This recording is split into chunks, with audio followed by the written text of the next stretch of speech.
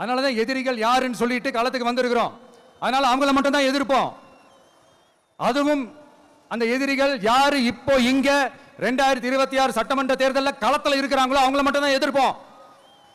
சும்மா களத்திலே இல்லாதவங்களையும், களத்துக்கும் அவங்களுக்கும் சம்பந்தமே இல்லாதவங்களையும் எதிர்க்கிற ஐடியாலாம் இல்ல பாஸ். நீங்க கேட்கிறீங்கன்றதுக்காக எதிர்த்துட்டு இருக்க முடியாது பாஸ்.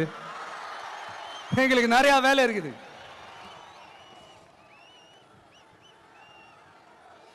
எத்தனை எத்தனை பொய்யான வாக்குறுதிகள்.